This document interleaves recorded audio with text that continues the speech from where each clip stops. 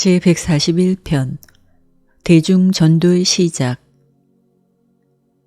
서기 27년 1월 19일 그 주 첫째 날에 예수와 12사도는 벳세다의 본부를 떠나려고 준비했다.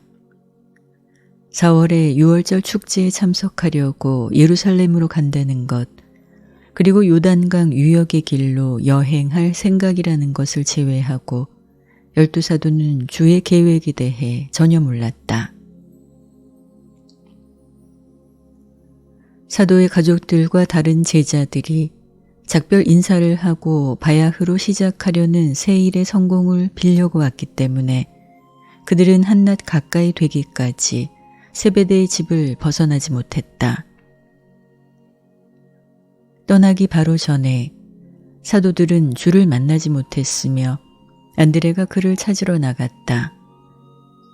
잠깐 찾다가 안드레는 물가에서 예수가 배에 앉아 있는 것을 발견했는데 그는 눈물을 흘리고 있었다.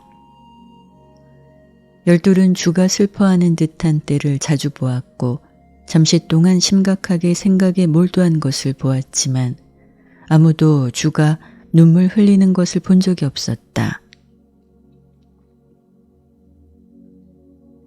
예루살렘을 향해 떠나기 바로 전에 주가 이렇게 감동한 것을 보고 안드레는 얼만큼 놀랐다.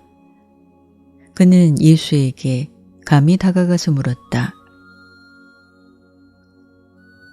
주여, 이렇게 좋은 날에 아버지의 나라를 선포하려고 예루살렘을 향해 떠나야 하는데 눈물을 흘리시니 어인 1이니까? 우리 가운데 누가 당신께 무례하였나이까? 안드레와 함께 12사도와 합세하려고 가면서 예수는 대답했다. 너희 가운데 아무도 나를 슬프게 하지 않았느니라. 내가 슬퍼하는 것은 내 아버지 요셉의 집안에서 아무도 기억하여 성공을 빌러 오지 않았기 때문이라. 이때 롯은 나사렛에 있는 오빠 요셉을 방문하고 있었다. 가족 중에 다른 사람들은 감정이 상한 결과로 자만심, 실망, 오해, 사소한 분개심에 빠져 그를 멀리했다. 1. 갈릴리를 떠나다. 가버나움은 티베리아스에서 멀지 않았고 예수의 명성은 온 갈릴리에 그리고 거기를 지나서 여러 곳에도 널리 퍼지기 시작했다. 헤롯이 그가 하는 일을 곧 주목하기 시작하리라는 것을 예수는 알았다. 그래서 남쪽으로 유대 땅으로 사도들과 함께 여행하는 것이 최선이라 생각했다.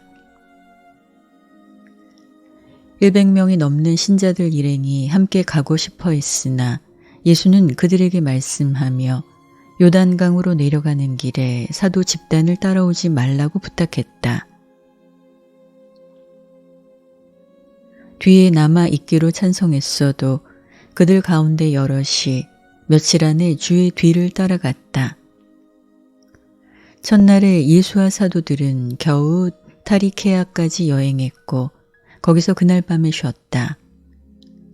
이튿날 펠라 가까이 요단강의 한 지점, 요한이 1년 전쯤에 전도하고 예수가 세례를 받은 곳까지 여행했다. 여기서 2주가 넘도록 머무르며 가르치고 전도했다. 주말이 되어서 몇백 명이 예수와 12사도가 거하는 곳 가까이 야영지에 모여들었다. 그들은 갈릴리, 페니키아, 시리아, 데카폴리스, 페레아, 그리고 유대에서 왔다. 예수는 아무런 대중 설교를 하지 않았다. 안드레는 군중을 나누고 오전과 오후 집회에 설교할 사람들을 배치했다. 저녁 식사 뒤에 예수는 12사도와 함께 이야기했다. 아무런 새 가르침을 주지 않았지만 앞서 가르친 것을 다시 검토하고 여러 질문에 대해 답하였다. 이렇게 하던 어느 날 저녁 이 장소 가까이 산에서 40일 보낸 것에 대해 열둘에게 무언가 일러주었다. 페레아와 유대 지방에서 온 많은 사람이 요한에게 세례를 받은 적이 있었고 예수의 가르침에 관해 더 알아보는 데 관심이 있었다. 사도들은 어떤 면에서도 요한의 설교를 깎아내리지 않았고 이때 새 제자들에게 세례도 주지 않았기 때문에 요한의 제자들을 가르치는데 많이 진전을 보았다. 요한이 예수에 대해 선포한 모든 것이 사실이라면 예수가 그를 감옥에서 구해내려고 아무 일도 하지 않았다는 것이 요한의 추종자들에게 언제나 걸림돌이었다. 요한의 제자들은 어째서 그들이 아끼는 지도자가 모진 죽음을 당하는 것을 예수가 막지 않았는가 결코 이해할 수 없었다.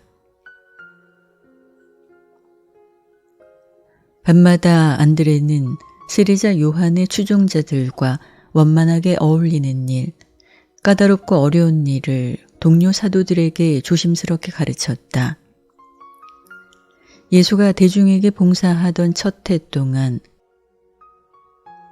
추종자의 4분의 3이 넘는 수가 이전에 요한을 따랐고 그에게 세례를 받은 적이 있었다. 이 해 서기 27년 전부가 페레아와 유대에서 요한이 하던 일을 조용히 이어받는 데 쓰였다. 2. 하나님의 율법과 아버지의 뜻. 펠라를 떠나기 전날 밤에 예수는 새 나라에 관해 얼만큼 더 가르쳤다. 주는 말했다. 너희는 하나님의 나라가 다가오는 것을 기대하라고 가르침 받았으며 내가 와서 이제 오래 기대하던 이 나라가 가까이 왔고 이미 여기에 우리 가운데 있음을 선포하노라. 어느 나라에도 보좌에 앉아서 나라의 율법을 선포하는 임금이 있어야 하느니라. 그래서 유대 민족이 땅의 모든 민족을 영화롭게 다스린다는 개념, 메시아가 다윗의 보좌에 앉아서 이 기적의 권능을 가진 자리에서 온 세상에 율법을 선포한다는 하늘나라 개념을 너희가 개발하였느니라. 그러나 아이들아, 너희는 보아도 믿음의 눈이 없고 들어도 영이 이해하지 못하느니라. 내가 선포하노니 하늘나라는 사람들의 마음속에서 하나님이 다스림을 깨닫고 인정하는 것이라. 참으로 이 나라에는 임금이 있고 그 임금은 내 아버지요 너희 아버지이라. 정말로 우리는 그에게 충성하는 백성이나 그 사실을 훨씬 초월하는 것은 우리가 그의 아들이라는 진리, 사람을 변화시키는 진리이라.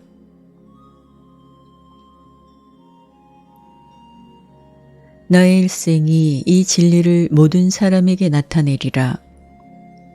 우리 아버지는 또한 보좌에 앉으시나 손으로 만든 보좌가 아니라 무한자의 보좌는 가장 높은 하늘의 아버지가 거하시는 영원한 자리이라.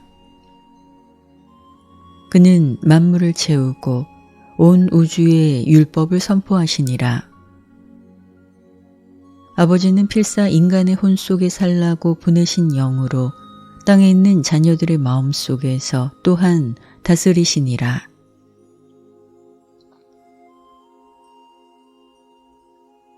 너희가 이 나라의 백성일 때 정말로 우주 통치자의 율법을 듣게 되느니라.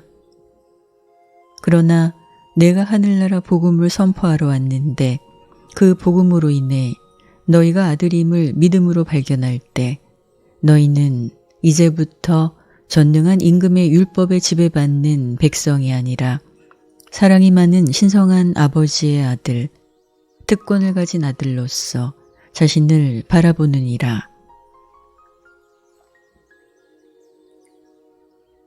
진실로 진실로 너희에게 이르노니 아버지의 뜻이 너희의 율법이 될 때 너희는 도저히 하늘나라에 있다 할 수 없느니라.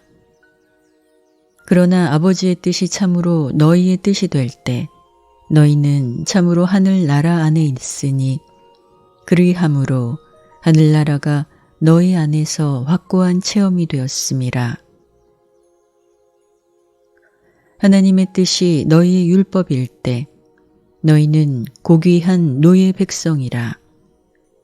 그러나 신의 아들이라는 이 새 복음을 믿을 때 내 아버지의 뜻은 너희의 뜻이 되고 너희는 하나님의 자유로운 자녀, 하늘나라에 해방된 아들의 높은 자리로 올라가느니라.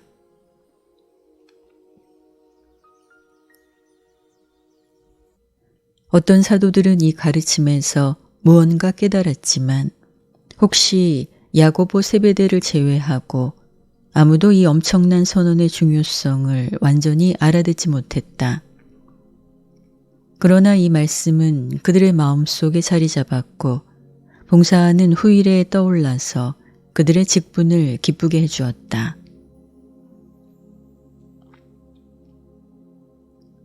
3. 아마투스에서 머무르다. 주와 사도들은 거의 3주 동안 아마투스 가까이 남아 있었다. 사도들은 날마다 2차례 군중에게 계속하여 설교했고 예수는 안식일 오후마다 설교했다. 수요일에 노는 시간을 계속하기가 불가능하게 되었다. 그래서 안드레는 한 주에 6일 동안 매일 2 사도가 쉬어야 한다고 정했고 한편 모두가 안식일 예배에 근무했다. 베드로, 야고보, 요한이 대중설교의 대부분을 맡았다. 빌립과 나다니엘, 토마스와 시몬은 개인을 상대로 상당히 일했고 특별히 질문자들을 위해 학급을 운영했다. 쌍둥이는 일반 치안 감독을 계속했고 한편 안드레, 마테, 유다는 3사람으로 구성된 일반 관리위원회로 발전했다. 하지만 이 3사람은 또한 각자 종교적인 일을 상당히 했다. 안드레는 요한의 제자들과 예수의 세 제자들 사이에 항상 되풀이해서 생기는 오해와 의견 차이를 조정하는 일을 맡아서 많이 분주했다.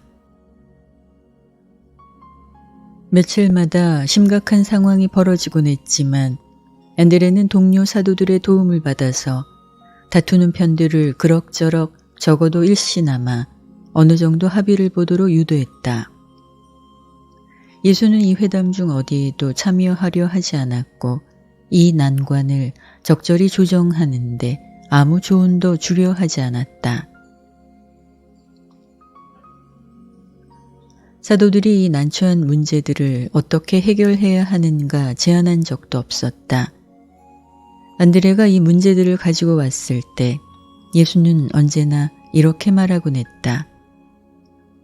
주인이 손님들의 집안 문제에 끼어드는 것이 지혜롭지 않느니라. 슬기로운 부모는 아이들의 사소한 싸움에서 결코 편을 들지 않느니라. 주는 사도들 그리고 모든 제자를 다루는 온갖 일에 큰 지혜를 보이고 완전히 공평함을 보였다.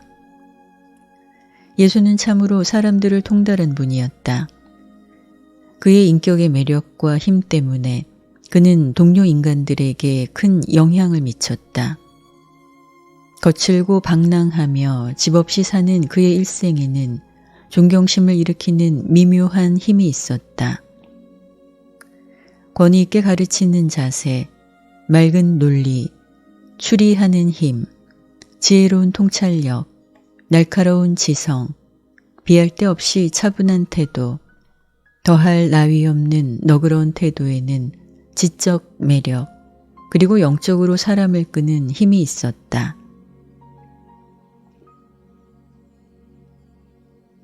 그는 단순하고 남자답고 정직하며 두려움이 없었다. 주의 인품에 나타난 이 모든 신체적, 지적 영향과 함께 그의 인격과 관련되었던 존재의 모든 영적 매력이 있었다. 참을성 있고 싹싹하고 온유하고 부드럽고 겸허했다.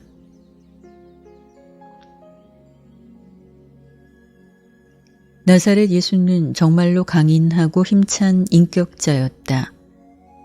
지적 세력이요, 영적 요새였다. 그의 인격은 추종자들 가운데 영적 생각을 가진 여인들뿐 아니라 교육받고 지적인 니고데모, 그리고 강인한 로마 군인의 마음도 움직였으니 십자가를 지키며 머물렀던 지휘관은 주가 돌아가시는 것을 끝까지 보고 나서 말했다. 참으로 이 사람은 하나님의 아들이었도다. 그리고 기운차고 거친 갈릴리 어부들은 그를 주라고 불렀다.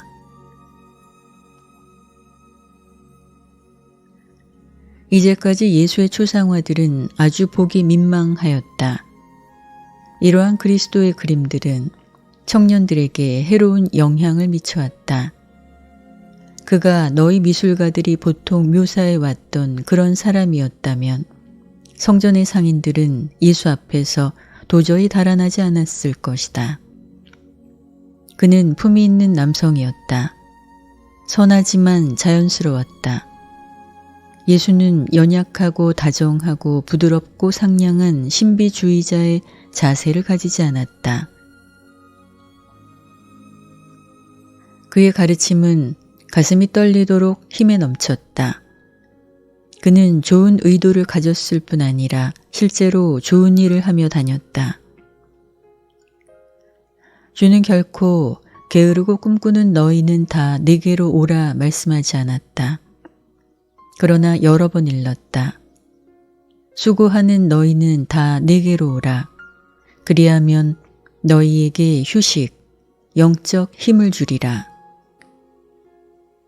주의 멍에는 정말로 가볍지만 그렇다 해도 결코 그 멍에를 강제하지 않는다.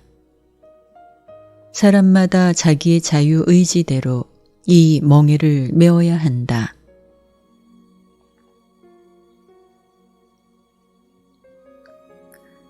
예수는 희생함으로, 자만과 이기심을 희생함으로 승리하는 것을 보여주었다. 자비를 보임으로 온갖 불만, 불평, 노여움으로부터 그리고 이기적 권력과 복수를 갈망함으로부터 영적으로 벗어남을 보여주려고 뜻하였다. 악에 저항하지 말라 했을 때 죄를 묵인하거나 불의를 가까이 하라고 조언함을 의미하지 않는다고 나중에 설명했다. 용서를 더욱 가르치고 사람의 인격을 악하게 대하는 것, 인격의 위험을 가진 사람의 감정에 사악하게 상처를 주는 것에 저항하지 말라는 뜻이었다.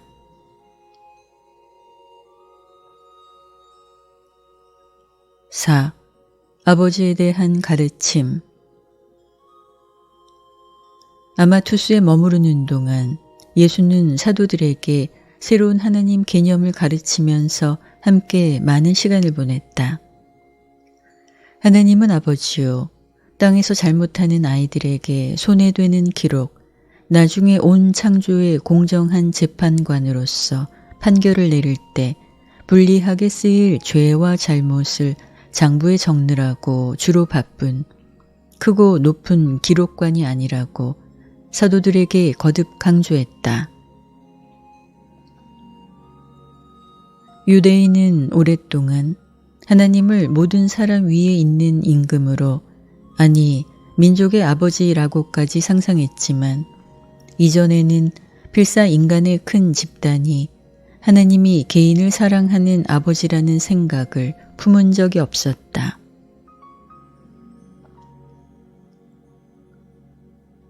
하늘나라를 다스리는 이 하나님은 누구시나이까 하는 토마스의 물음에 예수는 대답했다. 하나님은 너의 아버지요, 종교, 내 가르침은 내가 하나님의 아들이라는 진리를 믿고 인정하는 것, 이보다 더도 아니요 덜도 아니라. 내 일생과 가르침에서 이 두 개념을 분명히 해주려고 나는 육체를 입고 너희 가운데 있느니라.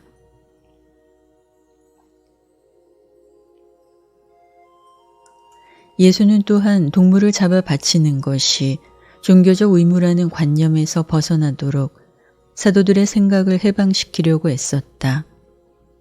그러나 날마다 희생물을 바치는 종교에서 훈련받은 이 사람들은 그의 말씀을 이해하는 것이 더디었다.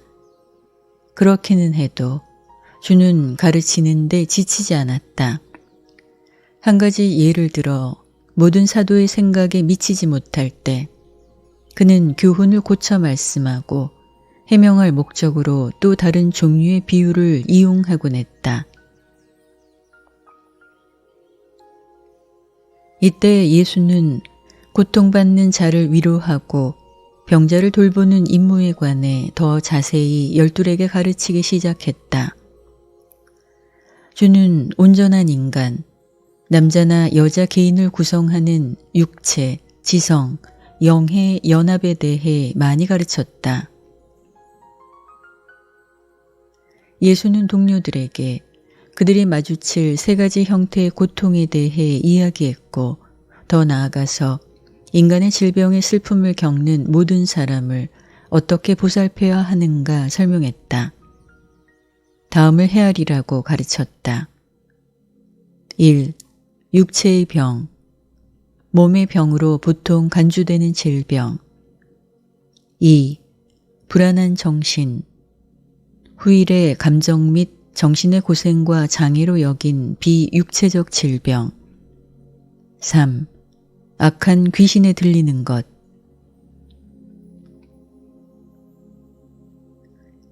예수는 그 시절에 흔히 더러운 귀신이라고 부르기도 했던 이 악한 영들의 성질, 그리고 그 기원에 관해 몇 번 사도들에게 얼만큼 설명했다. 주는 악한 귀신에 들린 것과 미친 것의 차이를 잘 알았지만 사도들은 그렇지 않았다. 유란시아의 초기 역사에 관한 그들의 제한된 지식에 비추어 볼 때 예수가 이 문제를 그들이 충분히 알아듣도록 시도하는 것도 불가능했다. 그러나 이 악한 영들을 언급하면서 여러 번 이렇게 말했다. 내가 하늘에 계신 아버지께 올라가고 나서 하늘나라가 큰 권능과 영적 영화로움을 입고 오는 그 시절에 모든 육체에게 내 영을 퍼붓고 난 뒤에 저희는 사람들을 더 괴롭히지 아니하리라.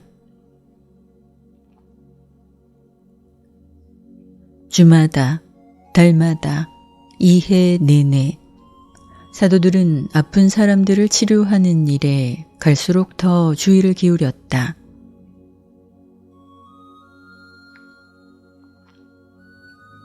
5. 영적으로 하나됨.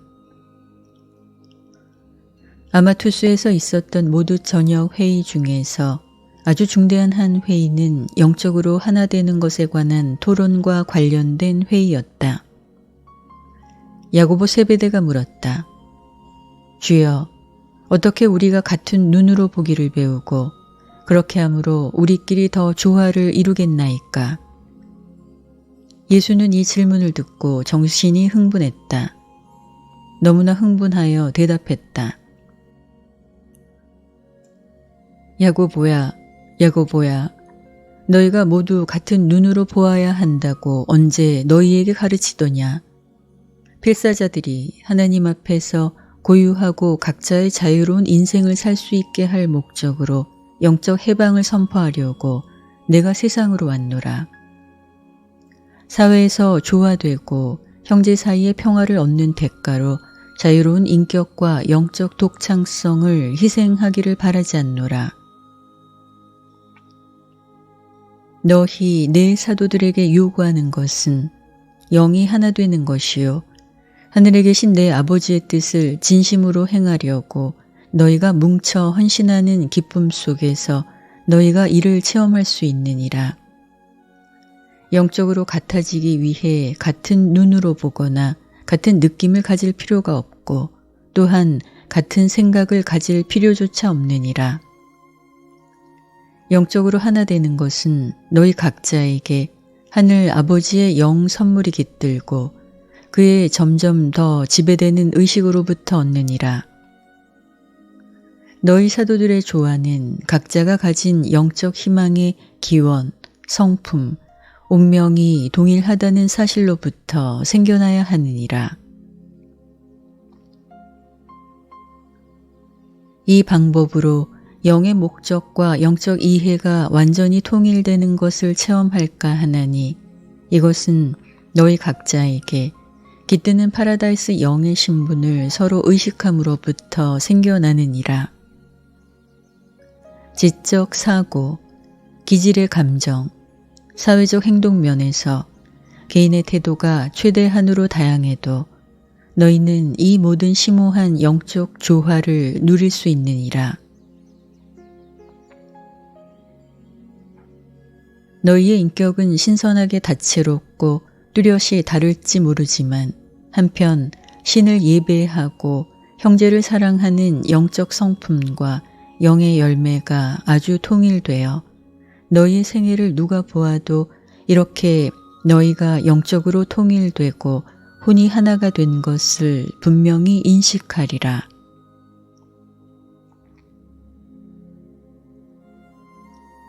너희가 나와 함께 있었고 이로써 하늘에 계신 아버지의 뜻을 어떻게 적절히 행하는가 배웠음을 저희가 인식하리라. 바로 너희가 고유하게 받은 정신, 육체, 혼의 재산을 쓰는 솜씨에 따라서 그런 봉사를 베푸는 동안에도 너희는 하나가 되어 하나님께 봉사하는 일을 해낼 수 있느니라.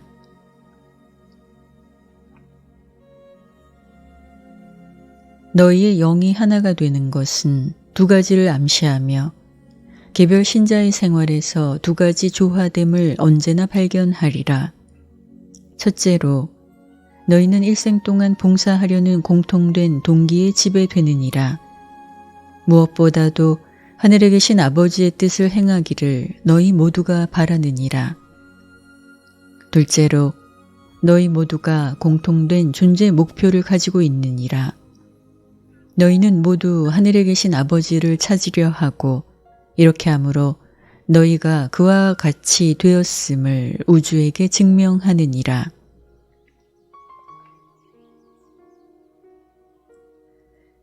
예수는 12사도가 훈련받는 동안 여러 번 이 주제를 되풀이했다. 선한 사람들의 종교적 해석이라도 주를 믿는 자들이 그런 해석에 따라서 독단이 되고 표준화되기를 원하지 않는다고 거듭하여 말했다. 하늘나라 복음을 믿는 사람들을 안내하고 통제하는 수단으로서 신조를 작성하고 전통 세우는 것을 막으려고 주는 사도들에게 여러 번 경고했다. 6. 아마투스에서 보낸 마지막 주. 아마투스에서 마지막 주말이 가까워오자 열심당원 시몬은 예수에게 어느 테헤르마라는 사람을 데려왔다. 그는 다마스커스에서 사업하는 페르시안이었다. 테헤르마는 예수의 소문을 들은 적이 있고 그를 만나려고 가버나움으로 왔다. 거기서 예수가 사도들과 예루살렘으로 가는 길에 요단강으로 가셨다는 말을 듣고 주를 찾으러 나섰다. 안드레는 테헤르마를 시몬에게 교육받으라고 소개했다. 불은 다만 눈에 보이는 깨끗하고 거룩한 이의 상징일 뿐이라고 테헤르마가 힘들여 설명했지만 시몬은 그 페르시아인을 불을 숭배하는 자로 여겼다. 예수와 이야기한 뒤에 페르시아인은 가르침을 듣고 설교를 들으려고 며칠 남아있겠다는 뜻을 표시했다. 열심당원 시몬과 예수만 따로 있을 때 시몬은 주에게 물었다. 어찌하여 나는 그를 설득할 수 없었나이까? 어찌하여 그는 나에게 그렇게 저항하고 당신의 말씀은 그토록 쉽사리 들으려 하나이까? 예수는 대답했다. 시몬아, 시몬아, 구원을 찾는 자들의 마음속에서 무엇을 없애려는 노력을 전혀 삼가라고 몇 번이나 가르쳤느냐. 다만 갈급한 이 혼들 속으로 무언가 집어넣으려고 수고하라. 얼마나 자주 일렀느냐. 사람들을 하늘나라로 인도하라. 그러면 크고도 생생한 진리, 하늘나라의 진리가 금방 모든 심각한 잘못을 몰아내리라. 너희가 필사 인간에게 하나님이 아버지라는 좋은 소식을 제시했을 때 그가 실제로 하나님의 아들이라는 것을 더욱 쉽게 납득시킬 수 있느니라. 그렇게 했은즉 너희는 어둠 속에 앉아있는 자에게 구원의 빛을 가져온 것이라. 시몬아, 사람의 아들이 처음에 너희에게 왔을 때 모세와 선지자들을 비난하고 새롭고 더 좋은 생명의 길을 선포하더냐? 아니라 너희가 선조로부터 물려받은 것을 빼앗으려는 것이 아니요 너희 조상이 겨우 일부만 본 어떤 것에 완전하게 된 모습을 보여주려고 내가 왔노라. 그러니 시몬아, 가서 하늘나라를 가르치고 전하라. 내가 하늘나라 안에 한 사람을 안전히 확실히 들여보냈을 때 그런 사람이 질문을 가지고 오면 그때가 신의 나라 안에서 그 혼이 차츰 앞으로 나아가는 데 상관되는 가르침을 나누어 줄 때이니라.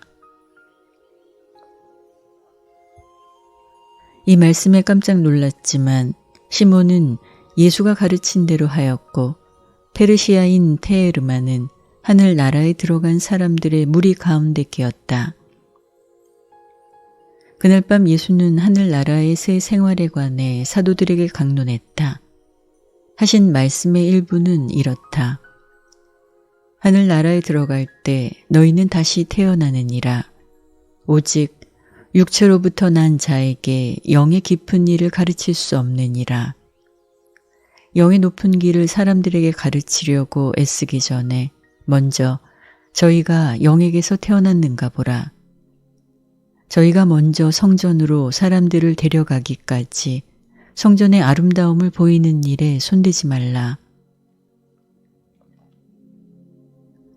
하나님이 아버지이고 사람이 아들이라는 교리를 너희가 강론하기에 앞서 사람들을 하나님께 그리고 하나님의 아들로서 소개하라. 사람들과 다투지 말라. 언제나 참으라. 그것은 너희의 나라가 아니요 너희는 대사일 뿐이라. 다만 가서 외치라.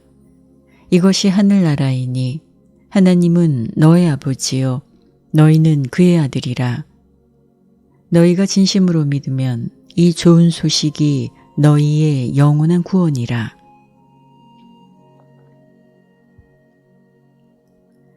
사도들은 아마투스에서 머무르는 동안 크게 발전했다. 그러나 요한의 제자들을 다루는 문제에 대해 예수가 아무 제안도 하려 하지 않아서 무척 실망했다. 중요한 세례 문제에서도 예수는 겨우 이렇게 말했을 뿐이다. 요한은 정말로 물로 세례를 주었거니와 하늘나라로 들어갈 때 너희는 영으로 세례를 받으리라. 7. 요단강 건너 베다니에서 2월 26일에 예수와 사도들 그리고 따르는 큰 무리가 페레아 지방의 베다니에 가까운 여울까지 요단강으로 내려왔다. 여기는 요한이 처음으로 다가오는 하늘나라를 선포한 곳이다.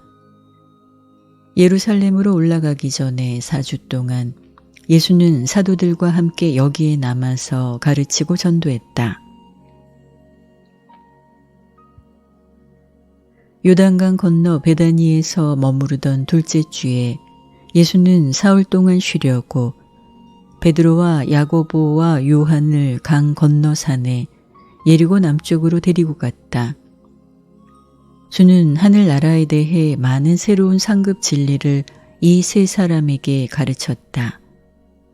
여기에 기록할 목적으로 우리는 다음과 같이 이 가르침을 다시 정리하고 분류하고자 한다. 제자들이 하늘나라의 좋은 영 실체를 맛보았은즉 사람들이 그들의 생애를 몸으로 하늘나라를 의식하게 되고 따라서 신자들에게 하늘나라의 길에 관해 묻고 싶은 생각이 나도록 제자들이 세상에서 살기를 바란다는 것을 예수는 분명히 밝히려고 애썼다.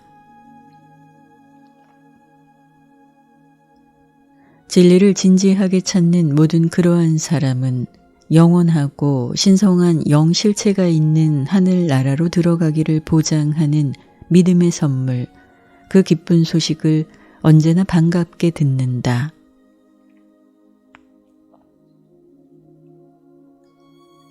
하늘나라 복음을 가르치는 모든 선생의 유일한 일거리는 각 사람에게 하나님이 아버지임을 드러내는 것, 이 각 사람이 아들임을 의식하도록 인도하는 것, 다음에 바로 그 사람을 하나님께 믿음의 아들로 소개하는 것임을 인식시키려 했었다.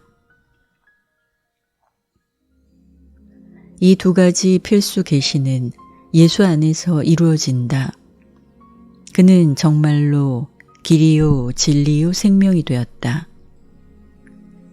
예수의 종교는 땅에서 자신을 수요하는 일생을 사는데 전적으로 기초를 두었다.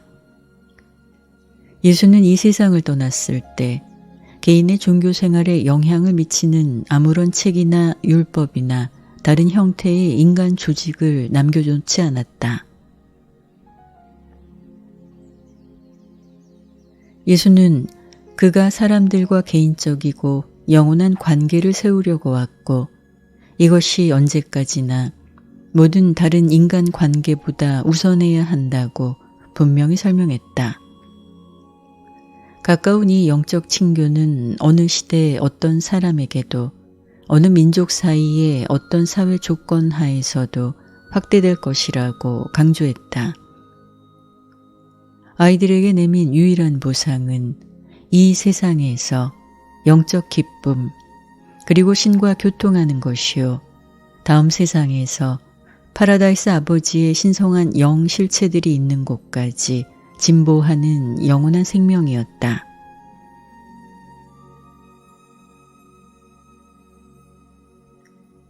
예수는 하늘나라를 가르치는데 제일 중요한 두 가지 진리라 부른 것을 크게 강조했다. 곧 믿음으로 그리고 믿음만으로 구원을 얻는 것이요. 이와 아울러 진리를 진지하게 인식함으로 인간의 해방을 얻는다. 너희가 진리를 알지니 진리가 너희를 자유롭게 하리라 하는 혁신적 가르침이었다. 예수는 육체를 입고 나타난 바로 그 진리였다. 그는 하늘에 계신 아버지께로 돌아간 뒤에 모든 자녀의 마음속에 진리의 영을 보내리라 약속했다. 주는 땅에서 한 시대 전체를 위해 진리의 본질을 이 사도들에게 가르치고 있었다. 그들은 흔히 가르침을 귀담아 들었지만 그 말씀은 실제로 다른 세계들에게 영감을 주고 교화하려고 의도한 것이었다.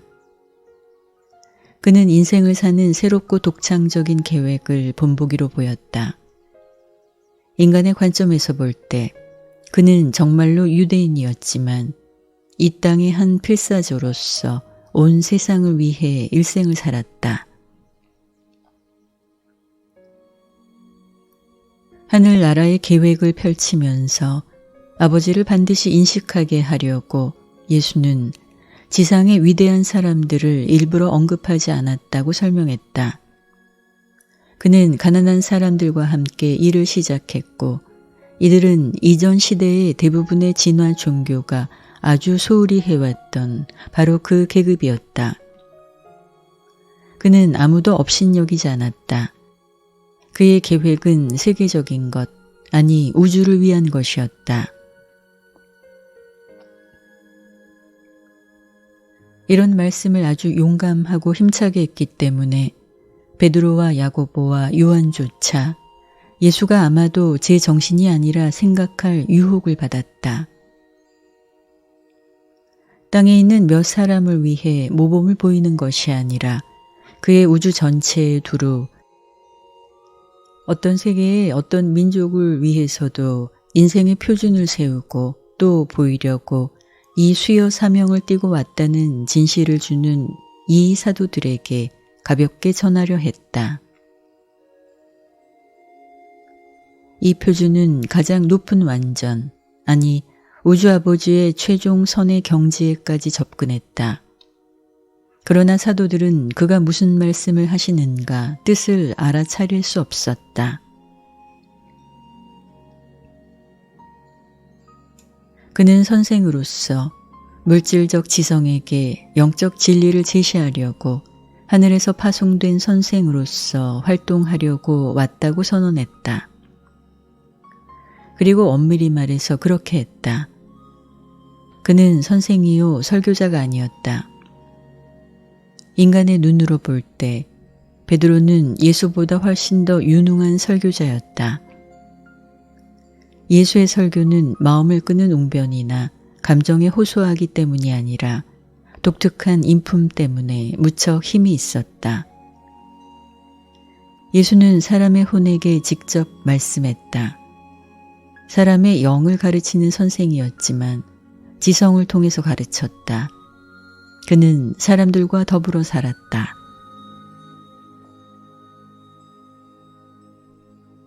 이 기회에 예수는 베드로, 야고보, 요한에게 땅에서 그가 하는 일은 어떤 면에서 하늘에 있는 동료가 당부한 것에 제한을 받는다고 털어놓았다. 이것은 자신 수여에 앞서 파라다이스형 임마누엘이 준 지침을 언급한다. 그는 아버지의 뜻, 오직 아버지의 뜻을 행하려고 왔다고 일러주었다. 진심으로 한 가지 목적에 이렇게 자극받았기 때문에 그는 세상에 있는 악을 언짢아 하지 않았다.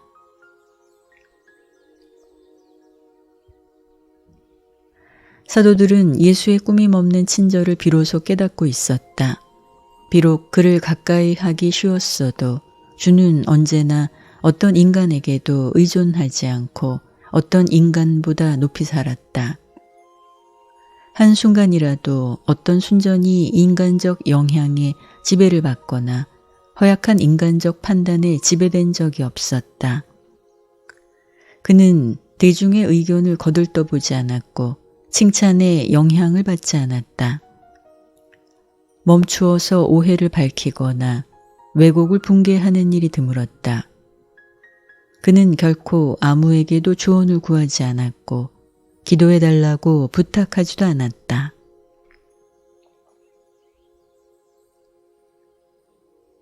예수가 처음부터 끝까지 사물을 꿰뚫어 보는 듯한 것에 야고보는 놀랐다. 주는 놀란 듯이 보이는 적이 드물었다. 결코 흥분하거나 답답해하거나 당황하지 않았다. 그는 아무에게도 사과한 적이 없었다. 때때로 슬퍼했지만 결코 낙심하지 않았다.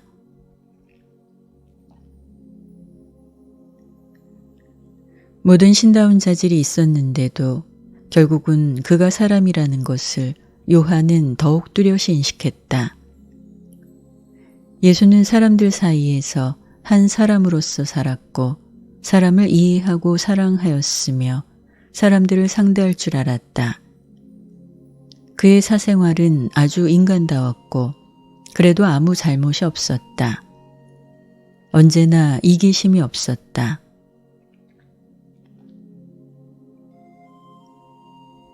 베드로와 야고보와 요한은 비록 예수가 이 기회에 하신 말씀을 그다지 많이 이해할 수 없었지만 그 품이 있는 말씀은 그들의 가슴 속에 남아 있었고 십자가 처형과 부활이 있은 뒤에 솟아나와서 후일에 베푼 봉사를 보람있고 기쁘게 하였다. 이 사도들이 주의 말씀을 완전히 알아듣지 못한 것은 놀라운 일이 아니니 그가 새 시대의 계획을 그들에게 미리 보여주고 있었기 때문이다. 8. 예리고에서 일하다. 요단강 건너 베다니에서 4주 머무르는 동안 내내 주마다 몇 번 안드레는 쌍으로 사도들에게 하루나 이틀 동안 예리고로 올라가라고 배치하곤 했다. 요한은 전에 예리고에 많은 신자를 거느리고 있었고 그 대다수가 예수와 사도들의 더 진보된 가르침을 환영했다. 이번 예리고 방문에서 사도들은 아픈 사람들을 보살피라는 예수의 지시를 비로소 더 구체적으로 수행했다. 그 도시에서 그들은 집집마다 방문하고 고통받는 사람들을 모두 위로하려고 애썼다.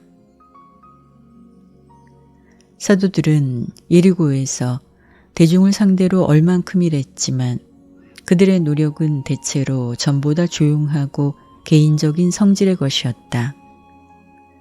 하늘나라의 좋은 소식은 아픈 사람들에게 매우 위로가 된다. 전하는 말씀이 고통받는 사람을 치유하는 힘을 지녔다는 것을 발견했다. 예리고에서 12사도에게 하늘나라의 기쁜 소식을 전파하고 병자들을 보살피라는 예수의 지시가 처음으로 충분히 수행되었다. 예루살렘으로 가는 길에 그들은 예리고에서 멈추었다.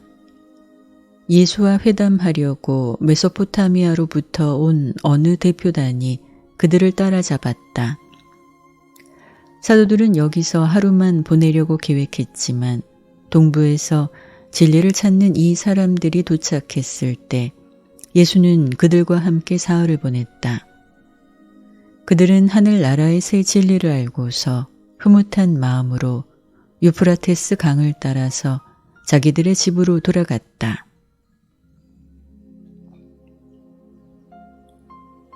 구. 예루살렘을 향해 떠나다. 3월의 마지막 날 월요일에 예수와 사도들은 예루살렘을 향해 가파른 여행길에 올랐다. 베다니의 나사로는 예수를 만나려고 요단강에 2번 내려온 적이 있었고 그들이 예루살렘에서 머무르기를 바라는 한 베다니에 있는 나사로와 그 누이들의 집에서 주와 사도들이 본부를 차리도록 만사가 준비되어 있었다. 요한의 제자들은 요단강 건너의 베다니에 남아서 군중을 가르치고 세례를 주었기 때문에 예수가 나사로의 집에 다다랐을 때 오직 12사도가 그를 동반했다. 6월절을 지내려고 예루살렘으로 올라가기 전에 여기서 예수와 사도들은 닷새 동안 머물러서 쉬고 원기를 회복했다. 주와 사도들은 나사로의 집에 모시는 것은 마르다와 마리아의 생애의 큰 사건이었고 두 여인은 이들의 시중을 둘 수 있었다. 4월 6일 일요일 아침에 예수와 사도들은 예루살렘으로 내려갔다. 이번에 처음으로 주와 12사도 모두가 함께 거기에 있었다.